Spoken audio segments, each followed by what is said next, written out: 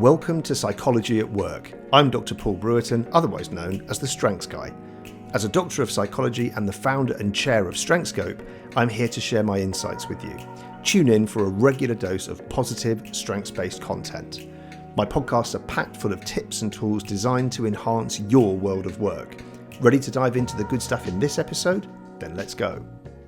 I am very happy to welcome onto the podcast today the wonderful Holly Tennock. Hello, Holly. Hello, Paul. It's really good to see you. Thank you very much for You joining too. me. Thanks for having me on. So I'm going to intro you, and I'm going to intro you with some profound words that you've written from LinkedIn, which people may be familiar with as a very well-known social media platform for the world of work. Holly is founder of Wilder Work. So looking forward to hearing more about that. A company that creates impactful nature-led experiences for business owners and their teams. She launched Wilder Work in 2023 after selling Journalista. Yeah, we let people pronounce it how they wanted. Love that. And that is a health tech PR agency that you founded and grew for 14 years. His mission is to reconnect business with the wild through great food, fun, and people. And she now has over 4 years of experience as a professional executive coach and a Strengthscope team certified practitioner. As well, you have a coaching qualification? Yes, I did it through Coach Advisor that you spoke on. Okay. Yeah. Brilliant. So Holly uses these skills as a coach to design and deliver impactful and engaging programs that leverage the power of nature to enhance leadership, communication, collaboration, and well-being. And she has clients across various sectors: pharmaceuticals, housing authorities, NHS, tech, agencies, startups, financial services, and academia in the UK and abroad.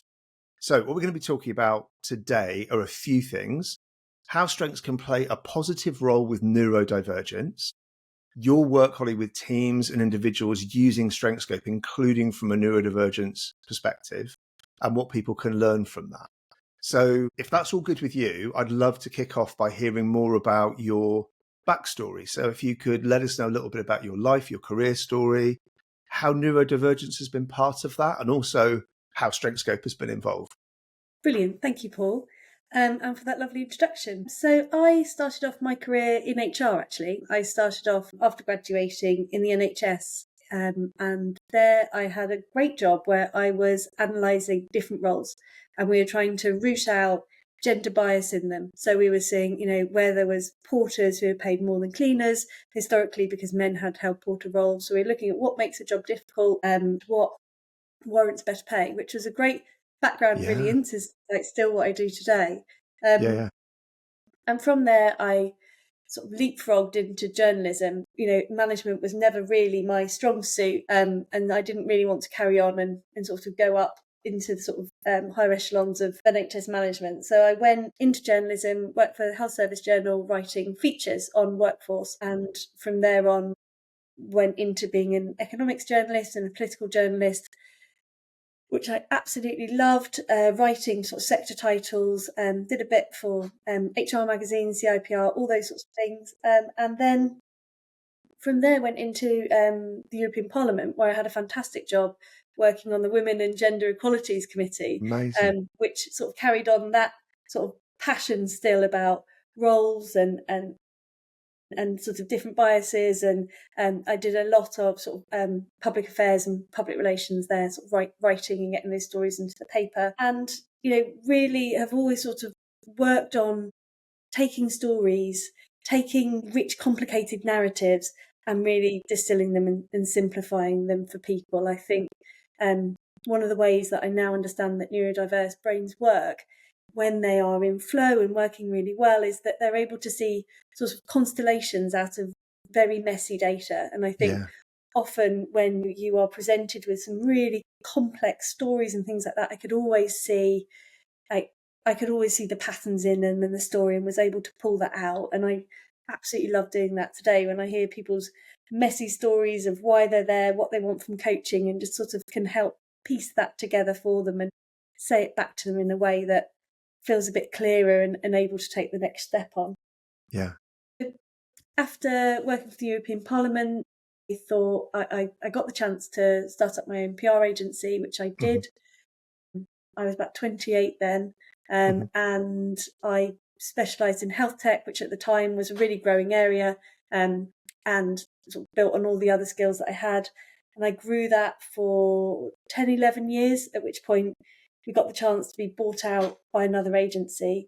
And at that point, actually, sort of reflecting on it, like I was really burnt out, like I was exhausted. And I think now when I see a lot of, more neurodiverse clients, like similar to me, business owners, you sort of see what causes that burnout. And often it is that difficulty, which I saw from the Strengthscope, which is being able to regulate your emotions. And if they're emotional, you're constantly in that sea of things feeling very up and down, it can be absolutely exhausting. And I think what Strengthscope does so well is points that out and sets you on a journey to doing it. But I hadn't found Strengthscope at that point, which is why I'm so passionate about bringing it to other people now in that situation. So I thought that what would help me get out of this sort of intensely rollercoastery sensation that I had was to sell my agency and sort of be wrapped up in a bigger one. But as it turned out, it was just like bigger boat, bigger waves. It was really difficult.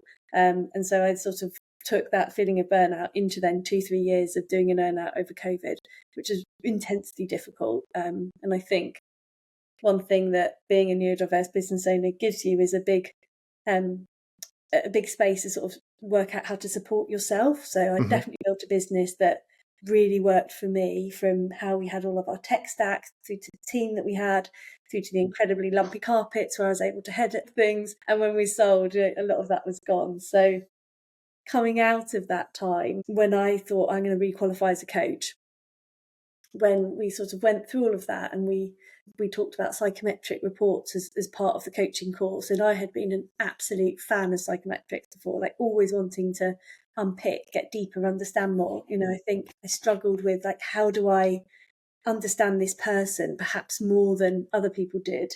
Like, how do I relate to them? And I'd been really into insights and things like that. And I thought, just another thing.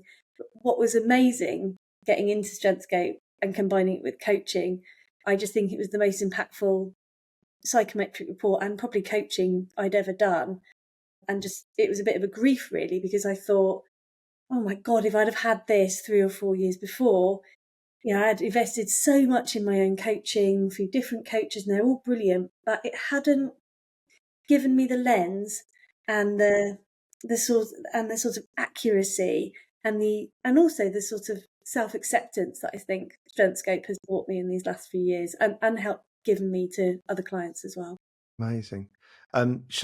You've very kindly sent your profile over to me before this call. I can talk it through a little bit. I think what was interesting about my wheel is, even though it's fairly balanced across all of the 4, where my emotional control was low, particularly low, I had always thought previously, my feedback that I got consistently when I sold into another agency and got the joy of feedback for the first time, was that we love your passion, we love it, we love your energy, but we wish you'd control your emotion. You're a bit too much. We wish you did control your emotions a little bit more. And I just didn't know what to do with that. So it felt like, we love this part of you, we hate that part of you. And so it felt like a bit of a rejection. However, I did intrinsically know that, with one came the other. And but I couldn't work out how to manage that dichotomy. So I think, what came across was often, like, I'd be quite passionate about things that were like root causes of systematic problems within the agency. And I would be quite enthusiastic about that. And I'd definitely go into overdrive about that. And I think, where my collaboration wasn't particularly high, and where I'd just been a sole agency owner for quite a long time, I hadn't built skills around that area. So if someone had sat down with me and talked through this in this way, it would have helped so much. So I think, if I was to coach myself on it, it would be like, I think your enthusiasm going into overdrive on certain areas, where you can see root cause problems, that's your strategic mindedness that can spot things way before other people. And then you're getting really enthusiastic about that and just hammering it home without actually stopping to think about and also possibly using that persuasiveness in overdrive as well. So it's like a bit like a bull in a china shop, with little regard for how am I going to get people on board with doing this. Yeah. So, you can see that there as this is just who you are.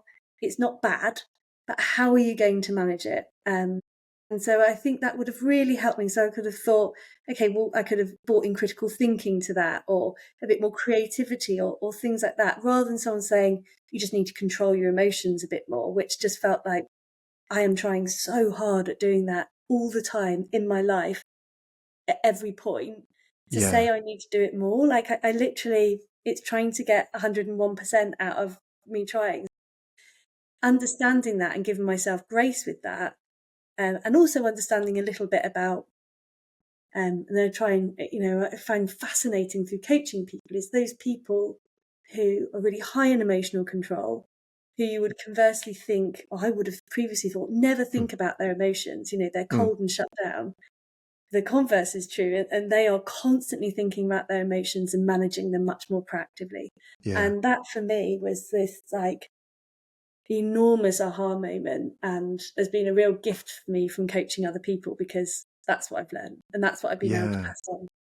It's a really good point, that, because when you do Strengthscope feedback, coaching sessions, debriefs, whatever you want to call them, you do learn so much about how strengths play out for each individual you speak to. And of course, it's unique to everybody, but you Yeah. definitely can see patterns, in the way that people who have certain strengths, who've maybe picked them as one of their top three, they typically are really skilled in the use of those strengths, as you say. And so they've developed skill, where perhaps there was a natural inclination towards using that particular strength, that particular Yeah. talent.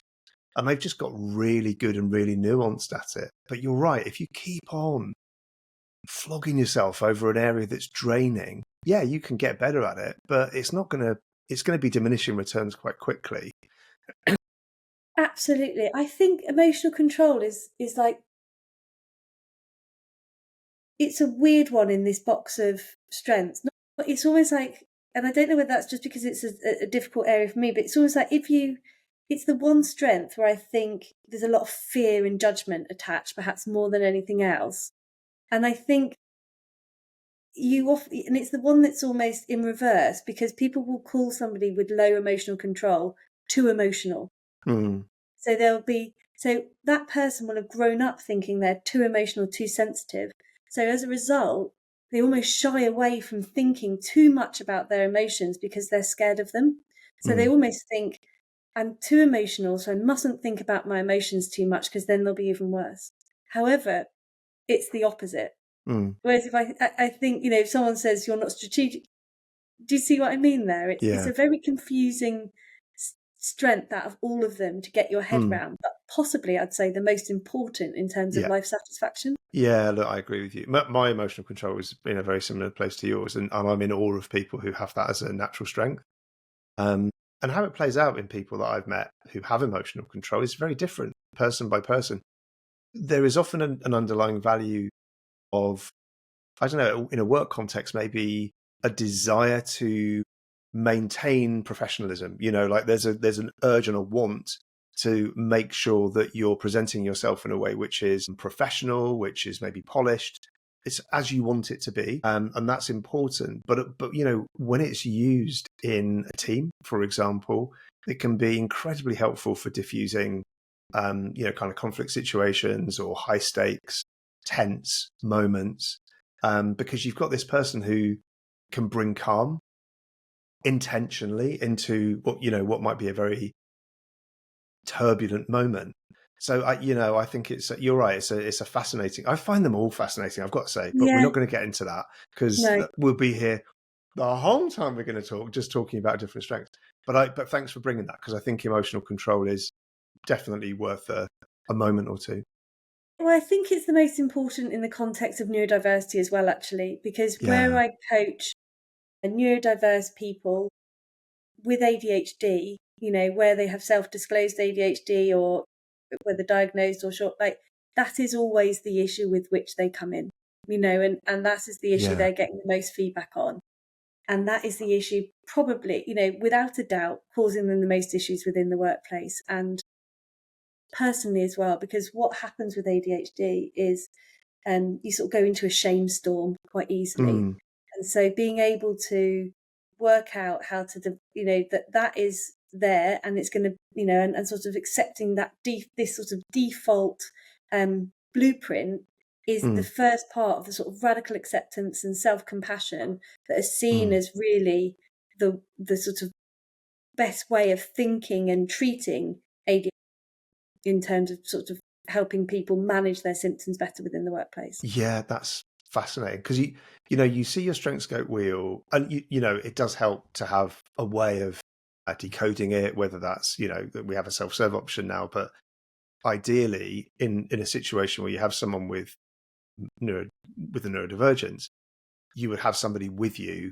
working through that with you, so that they can start that journey of self-acceptance, as you say, to see yourself and then to start accepting these are strengths. Yeah, And also there are areas that, you would regard as draining. If you do too much, do too much of that thing, it's going to start to feel exhausting. And it may be that people are telling you to constantly do that, like with your story, you yeah, know, control your emotions, control your emotions. Well, that's just going to feel so tiring. And so our advice typically would be go to a strength that's actually going to deliver the outcome that's yeah, being sought here, but don't try and go to an area that's draining to you, because it's just going to keep draining. absolutely. If someone said to me, you know, have a think about how you want to show up in this meeting more strategically because you're more likely to get the outcome that you want, use that strategic part of your Yeah, mind more, that would have had the exact same effect as being able to radically dial up my emotional control. yeah, And that's the gift that I think the coaching in this enables. When we're able to find those strengths that can get the same outcome yeah. as that people are struggling with in an area that drains them, you can see that light up in people's brains, and it's just absolutely the most satisfying part of my day, of my week, of my month when you see that in Yeah. people. And I think only really you can do that with a skilled coach, really listening and trying to tune Hmm. into that. I don't think anybody could get this as a self-serve option and work that out, Mm. because it isn't intuitive to Yeah, us as yeah. people. And I think as well with all forms of neurodiversity, the studies show that people with neurodiversity would have had, children growing up would have had so many more negative things said to them than children without. So you have to Hmm. understand anyone with neurodiversity, that negativity bias is tenfold. So they're Mm. just going to naturally go straight to like, oh, I knew I was terrible at detail orientation. Hmm. And that's what they'll take from this. And they literally won't even look at the strengths Hmm. because they'll just think, oh God, yeah, I'm enthusiastic. How embarrassing. Yeah, That's how they would look at this. yeah. So there's something that's coming up for me as you're talking about that lived experience as a neurodiverse person growing up. We did a piece. I wasn't me doing it, but one of my colleagues was involved in this, where we had a group who were being accredited. There were a large number of neurodiverse people who were in the program, and my colleague was doing this in person. But there was feedback that came afterwards, which was, it was amazing to have the 2 days. Really enjoyed it, loved the tool, but before we started, there was real concern about the use of a psychometric at all, about what that might show up, about how that might make us, or me, this was just one person talking, but on behalf of a few, how that might make us feel. And, that idea of, you know, being told constantly that there's something not right, that you need to improve in this area, etc., and how that can be amplified, when you have a neurodivergence, that really was showing up. And what they were basically saying was they almost weren't sure whether they wanted to attend the accreditation, Yeah. before. So it was great for us to hear that, because obviously in the communications that go out beforehand, in the way that we can support people, when they're coming on to accreditation, and or if they're going through a StrengthsCope one-to-one coaching session or debrief, um, and they have particular neurodivergence, that is so essential for us to know, understand, appreciate, empathize with, and then make sure that we're addressing, we're supporting that person in different ways, you know, to make sure that actually when they turn up and have the experience, that they're excited for that, ready for that, and not, I don't know, Absolutely. not anxious about it. Yeah, and you're not wasting the first half of the one day of the session trying to win them over to a point of wanting to be open and listen to it. Yeah.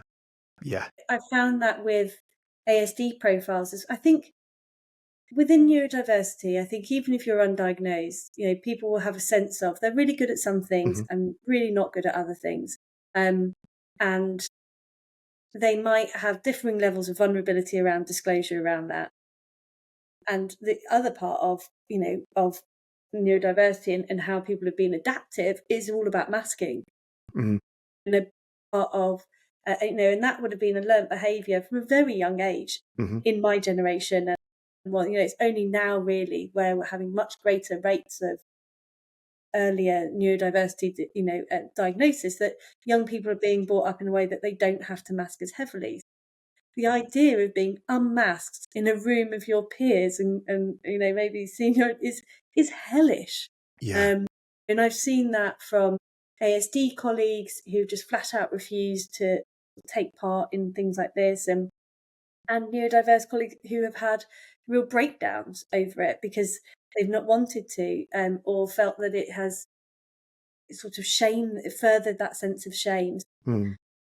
There really does need to be very careful guidance, and I wouldn't, I think reflecting on like how neurodiversity and the tools work with individuals and teams.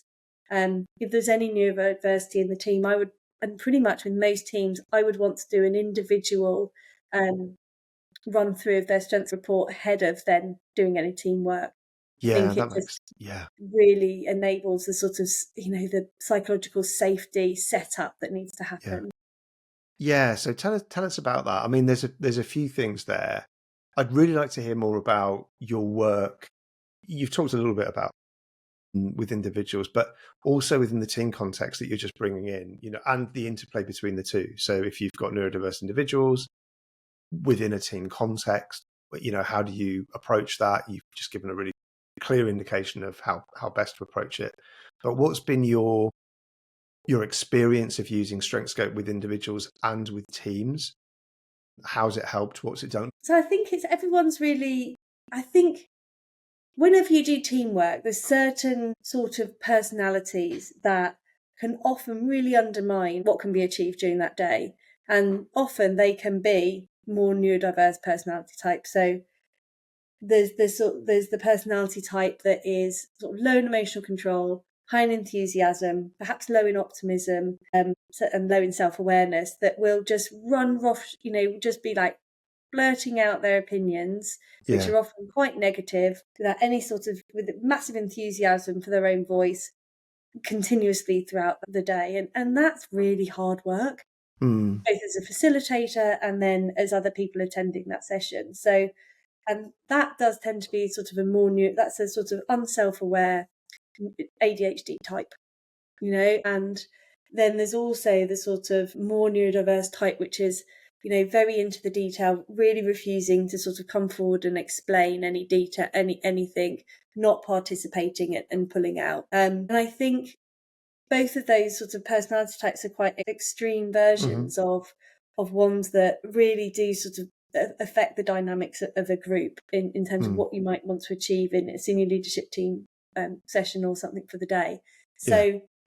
I think whenever I go in and do sort of team days and things like that, I do initially have a conversation, say, like, are there any neurodiverse people in the team that we're aware of? How self-aware are they? How is that playing into the dynamics?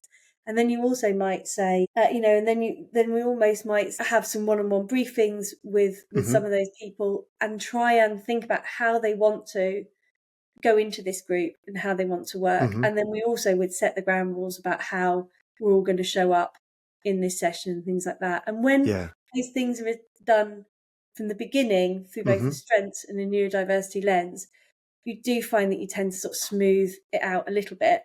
Yeah. And I have found that has been really effective, because it doesn't matter sort of how skilled a facilitator you are. If you have that dynamic in the room, you're just constantly battling it. Yeah. I Yeah, that's don't know what great. your That's really, experience is of that. yeah, no, super practical, right? So do the one-to-ones before, ask the question, Mm, do you have any neurodiverse people in the team that you're aware of? One-to-ones with those people, positioning and communicating about what it is, what it isn't that you're going to be talking about, I guess, as well as helpful, absolutely. so that could reduce anxieties for everybody. I think there's always a kind of concern that anyone coming into that sort of facilitated team session might have. So maybe one-to-ones for everybody in some Mm, cases can be a really good approach as absolutely. well. Yeah. Yeah. And then the ground rules setting, I think, is really important. That contracting, how are we going to show up? What do we agree to? What are we not going to do? And what are the rules around calling it out if something's happening that we all agreed we wouldn't do? Yeah, I think that's all excellent advice. Anything else you want to talk about? Sorry, go on. Yeah, it's the rumbling as well. Like, I think teaching people how to rumble has been a really, What does that um, mean? so I'm a bit of a Brené Brown fan, and she wrote about this in sort of the power of. She wrote about it in sort of her big sort of seminal book on like how to get better performance out of teams, Yeah. and she would phrase it in that she would say, like, "Guys, can we rumble on this?" And it Hmm. basically means like it sets it like we're going to have a conversation that's not going to feel particularly comfortable. So Yeah. it's going to be like it lets everybody take a breath. What do they need to do to get safe in their bodies? Um, and so it doesn't come from a position of but it also comes from a position of Mm. like how it's supports the forming, norming, storming of the team. Hmm. So I'd say it's about let's rumble, let's storm this. But I think Yeah. rumble's a bit nicer than storming. I love it. Yeah. And it really does. And when you start to get into these practices as a team and a coach starts to do it, we might talk about what do we need to do to set ourselves up for a rumble? How long will it last? What are we going to do when people want to tap out? What are the rules of a rumble? All of those things. And teams Brilliant. love it. But Yeah. the most important thing I think it is like, right now, I need to look after myself and my emotions, Yeah. and I know also when I'm in a team meeting that I'm going to get a little flag before that happens. And I've seen that as being like super helpful in terms of getting all teams to create that psychological safety to like really exceed and hit like what in their I growth. There's so much about that that's so powerful, right? You're normalizing creative tension, creative conflict, constructive conflict, right? Whatever you want to call it. I've talked about storming by design before to try and kind Yeah, of make it feel a bit more intentional, but also a bit yeah, more acceptable. But the idea of rumbling actually sounds quite positive. It's a bit wrestling, right? Like yeah, let's get ready to rumble. No, that's Anton's Eck. Oh, who would remember that? Anyway, but that kind of vibe. There's something about it that's quite light, but at the yeah. same time, I think in the way you described it, what comes across as really powerful and really clear is that this can be your choice, time bound, and still safe. So, what about that as a facilitated first attempt to do constructive conflict well, which can then become habituated over time for the team, and it can be a choice that you make at whatever stage you want.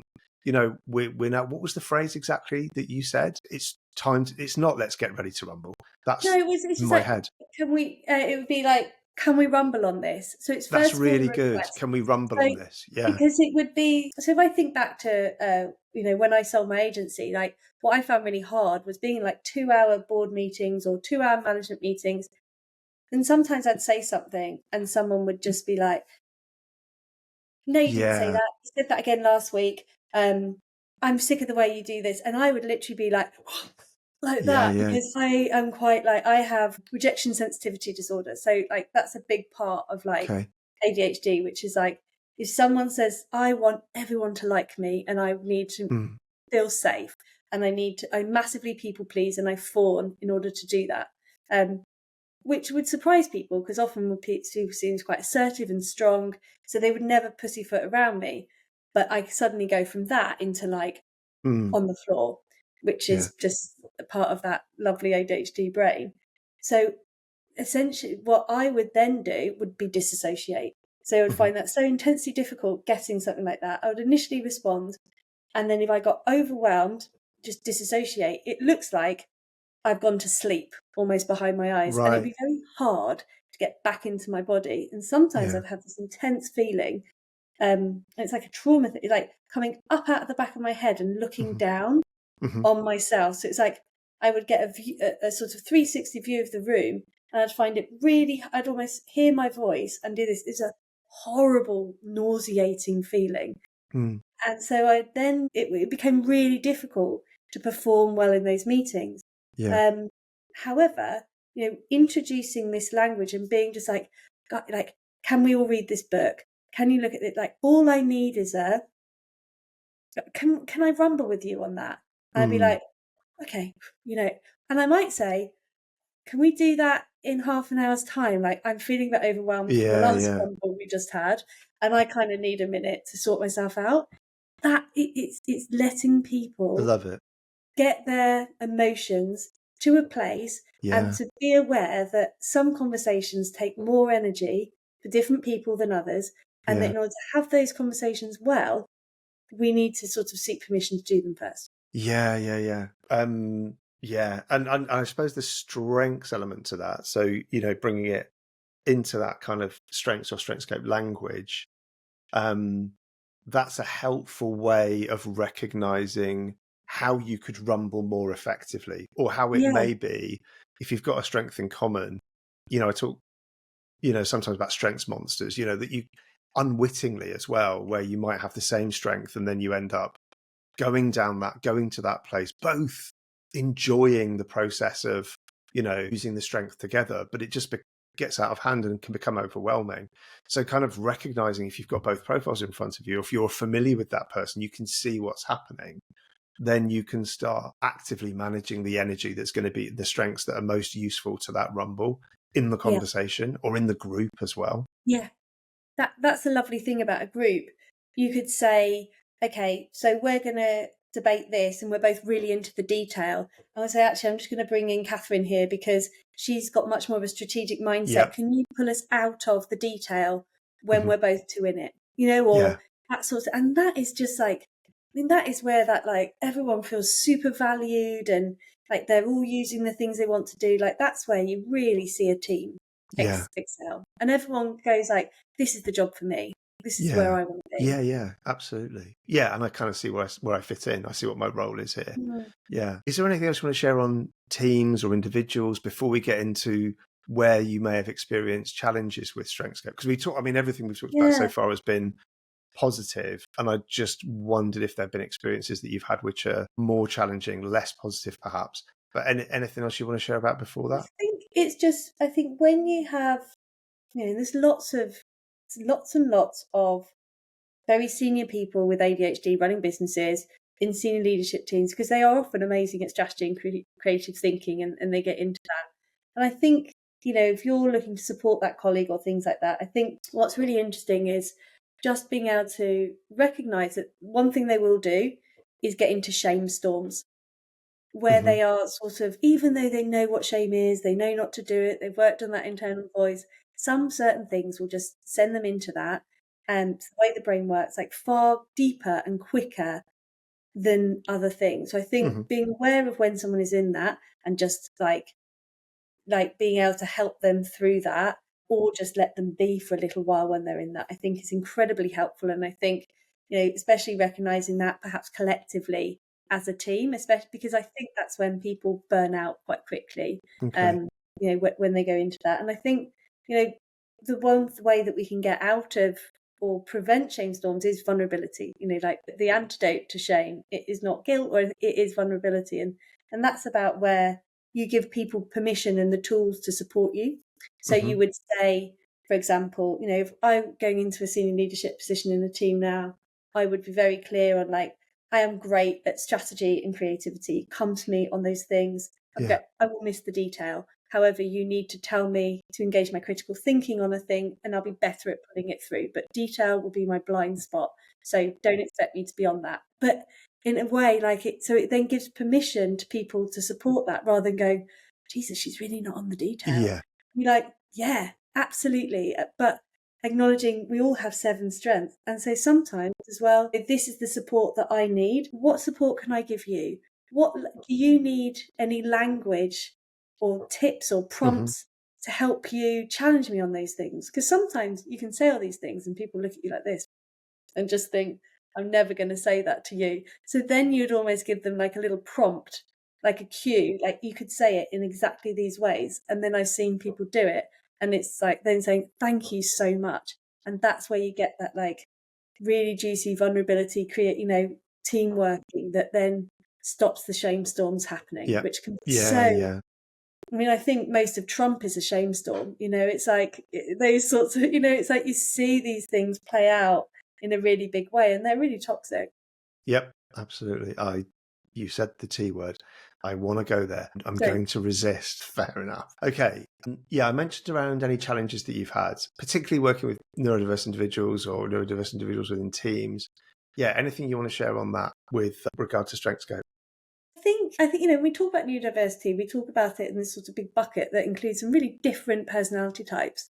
And often you have, so you talk about autism and ADHD sort of in the same breath, but if you have a very autistic, one person on sort of one end of the autistic spectrum and another person who is sort of at the other end of the ADHD spectrum, like they couldn't appear to be more disparate individuals, yet they're sort of put within the same group. Yeah. And often I think a big tension that I've had in my own businesses and see in other businesses is actually where you have these personality types who on these sort of, often you see them as sort of on more traditional psychometrics as like the extremes. So you might have someone sort of very blue on the insights profile and very yellow on the other one. And they're sort of like they're really extreme and they're going to struggle to communicate a lot. Yeah. What I think, and actually, trying to unpick some of those problems with other psychometrics that are more Jungian based is really limited. It's like, you need to talk to a person like this. And it's like, it's like, okay, I need to speak in Cantonese. And it's like, but however, when I'm stressed, I can't remember Cantonese, and it's that is how it feels for an autistic and an ADHD person to communicate, especially under stress. So what I love about StrengthsScope is instead it will find 2 or 3 similarities between those two people, because instead of saying, look, they're so different, it'll say, well, actually, they both have possibly strategy in common, and they both possibly have, one won't have initiation at all.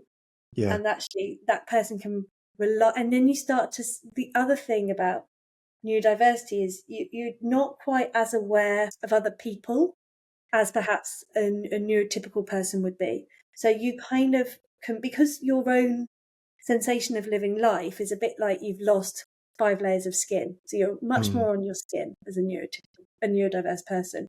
So you're slightly more obsessed with your own experience of going through life than you are by being more aware of other people. And I don't mean for this to be a generalization, but it's kind of shown to be because you're living life in hard mode, basically, because you're living in a neurotypical world, you're more of your brain is taken up with your own experience of it than perhaps a neurotypical person's. So it then, I think it's just, it then you both sort of have these extremes of strengths and then also the compound effect of a slight lack of self-awareness as well. So what it then gives you is this increased awareness that actually he really is genuinely as energized about detail as I am about kicking stuff off. And that is a real like wake up call, because you kind of knew that a bit, but you didn't really think it until you looked at the StrengthsScope and were able to talk about it in that sort of specific terms. So actually then your ability to concretely hand things over to each other, trust that they actually enjoy doing it. You're not just fobbing off your things that you hate onto them and conversely. And I've really seen it gel those teams.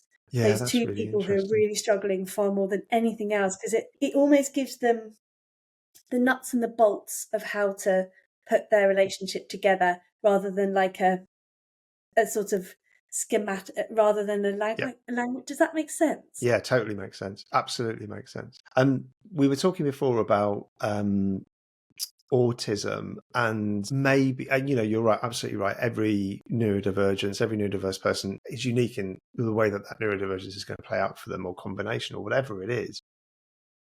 But there's something about the way that autistic people may respond to the StrengthsScope questionnaire that you were telling me about before that may be worth a moment or two on. Absolutely. Just one, so I mean, just one thing before I go into it as well, I would also want to say that 60% of people with ASD also have ADHD.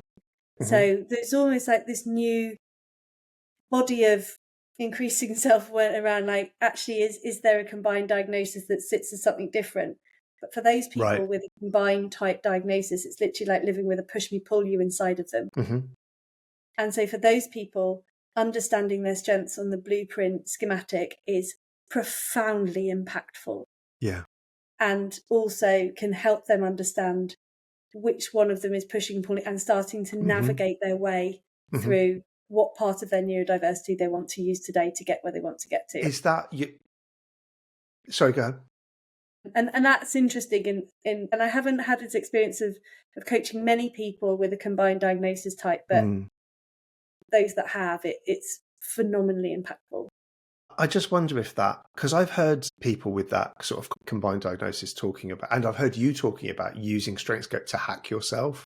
And I wonder if that's a component of that, right? It's like, because StrengthsScope is intended to help you make choices about which strengths to go to, which to not go to at different times, that it enables you to get into focus mode or into, whatever state, whatever emotional place you need to in order to get something done, whatever that may be. And it can be useful as a way of, making choices, I suppose. Absolutely. I think it's sometimes I think all of us in life will sort of self-sabotage, or we keep playing the same tune and we don't necessarily want to be playing it.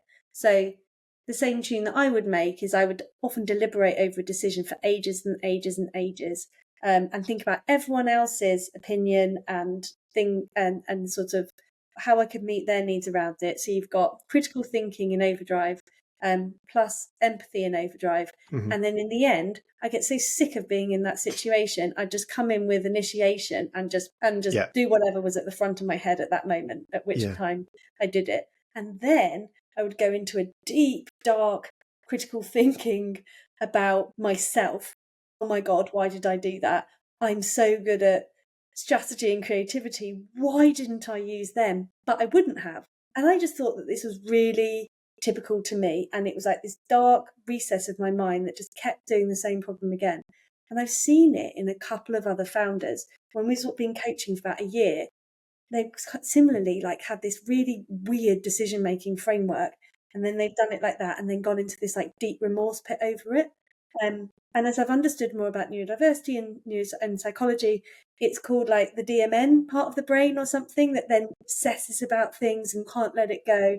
And interestingly, when I took ADHD medication, I didn't do it. And so I was like, okay, this is absolutely a part of the way the brain functioning with ADHD. But I was able to hack it without ADHD medication by looking at the StrengthsScope and going, okay, these are the notes that my brain is playing. It is playing critical thinking, empathy and overdrive, and then just I come in with like this other note of initiation and do it. When I'm hearing that tune, I need to dial those down and come in with strategy. How will I do that? And actually, I've been able to do that and then help other people do the same.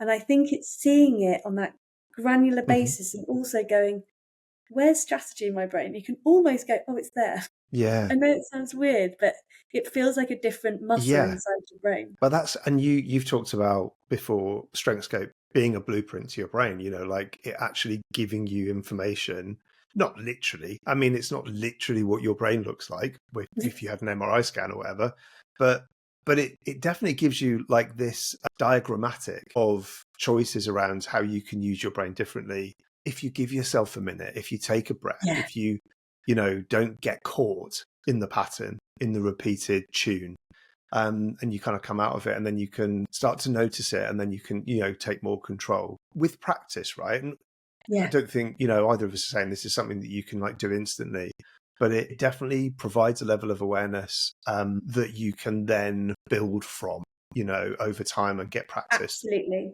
I think the issue is, and there have been times when I have repeated this cycle over and over again. The issue is and especially for neurodiverse people, you can know all of this. It's like the self-aware fool, right? You can know all of this. However, when you're in the middle of, when you're gripped by something, you need to have a coach. You need to have somebody to pull you out of it and get you to do that dance, because It doesn't matter how well you've been doing that dance when you haven't been flooded by emotions or in a really acute stress place. You just won't do it. It's bizarre. Yeah. And I've been through something recently where I just acted out the exact same thing again, despite knowing it as clear as day. Yeah. And I don't know what we do with that. I think the only solution is we pay for a coach once a month and we get them to sort of act as a bit of a North Star for us, back to ourselves. Yeah. Yeah. I think that's an incredibly powerful idea. Mm. Practically speaking, I can vouch for it, both ways round in terms of being coached and coaching. You as a coach, you are there to hold up the mirror. You're there to hold people to account. You're there to help the person you're coaching to hold themselves to account. And that can lead to profound behavior change, new habit formation more quickly than if you were going to try to hold yourself to account on things. It's just a fact. I mean, we're social beings ultimately, and I think that's probably part of it. And, humans want to have that connection. And even if it is someone who's just holding a mirror up in inverted commas, it works because, actually you're going to listen to someone who's playing back what you've told them last time because you've probably forgotten that's what you said. And, Absolutely. Yeah. And there's all, that's coaches and teams can be really, really effective at doing that. I think, there's also something to be said of, you could actually use StrengthsCope to train a chat GPT to then say back to you, okay, I want to use these strengths more. This is some of the dynamics that I keep doing. And then you could play in, I had this conversation with so-and-so at work. How can I come back to them using these strengths more? Like, I think it's a big change that we'll see in future where actually we're starting to run decisions, communications, things through that to be more intentional about how we shape ourselves and use it to learn. That's super interesting, right? So, and then that doubles down on the importance of real human connection as well as, having some sort of AI support, because that can provide the functional habit forming reinforcement that you may need, but actually having a human being there as part of the process, it enriches that even more, right? Like it separates it somehow. So the coach isn't doing the standard, they're doing something at a deeper level.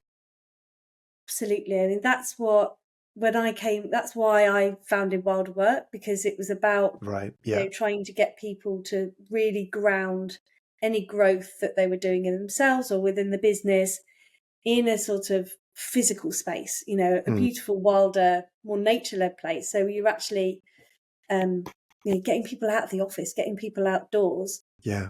But realizing that more and more we're all remote, you're working from home today, so am I. We need those physical spaces and time to connect more than ever. However, we need, it's so expensive to get everybody out the office for the day. You need to make sure that you're prepped, the delivery, everything on that is seamless, and that you're incorporating all the great bits of, neuroscience in terms of how we get our brains into a more relaxed space, a more grounded space much more quickly, and nature is that most fantastic platform to do it. Like it calms us down, de-stresses, reduces cortisol quicker than anything else. So I think now we're going to move to this much more sort of different space of actually our real life face to face are going to be so much more important, and that's what AI can't do. I can't see AI coaching a team for a long time. True. However, I can see it coaching individuals pretty effectively pretty soon. Yeah, because it's just like playing back to you what you want to hear more about. It's answering questions that you may have, right? That does make sense, but you're right. It's not going to be able to take people out into the wild. It might suggest that's something that you could go and do, but you're having a designed experience that's facilitated fully, that's very different from just being given a piece of advice from an AI. Okay, I want to ask you one more question, if that's okay. Yeah. With all the things that we talked about today and just your reflections on, your career, what's the one piece of advice that you've taken from everything you've experienced so far in the whole of your life that you would like to share, but really just, from your career? I think it is that everyone is trying their hardest at and using and doing the absolute best with what they have.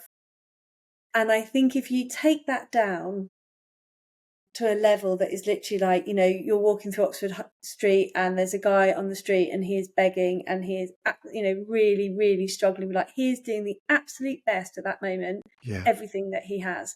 And I think if you have that compassion for that person on the street and you think, okay, well, through to the person that you're doing the annual appraisal for, who you're thinking, how are they, they keep they keep repeating the same dynamic. They keep getting flooded with emotion instead of looking at the root causes of the problem. Well, actually, maybe, how are we going to address that dynamic and maybe see that that is never going to change? Somebody keeps getting flooded with emotion, unless you're going to do some really serious psychological intervention, maybe they need to be in a job where that's not happening. So I think it's, rather than constantly trying to fix people and push them up into different roles, or even fix ourselves or shame ourselves of, why have I done that? Or I need to be better, like saying, okay, like, I'm doing the best with what I have at any one state of time.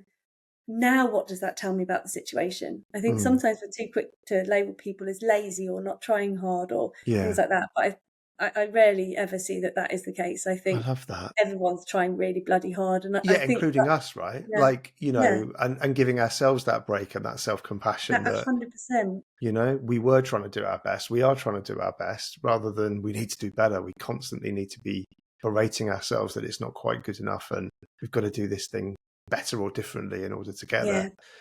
100%. That's really, I think that's what, that was what the real foundational basis for Wilder Work was, because I think when you go out into nature, you see that everything is always trying its best. You put a block on a bit of grass, that grass is still going to try and grow. Everything is always fighting for light, fighting for growth, pulling down on resources.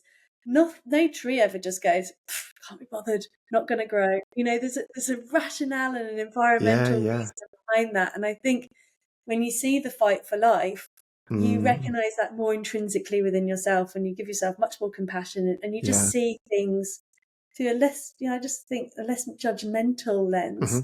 And then you just see things that actually how they are, and the environment and how they are. And when you see it like that, it's almost like you get fresh glasses on, and you know how you can observe, you know how to deal with the situation. Brilliant. That's great advice. And I love the idea of Wilder Work. I think it's so important to get teams and leaders and everybody out and into a different headspace, emotional space, so that they can experience each other and themselves in a different way. And, that can be so profound in terms of opening up new neurological pathways, new opportunities for growth and development, and I think it's fantastic what you're doing. So I wish you all the very best, and I hope that it goes from strength to strength. Of course it will, because, using StrengthsCope. Yeah, you're welcome. Thank you, Holly. I really appreciate you on the podcast today, sharing so much of your own story as well. So yeah, thank you very much. Appreciate it. Thanks for having me. Thank you, Holly.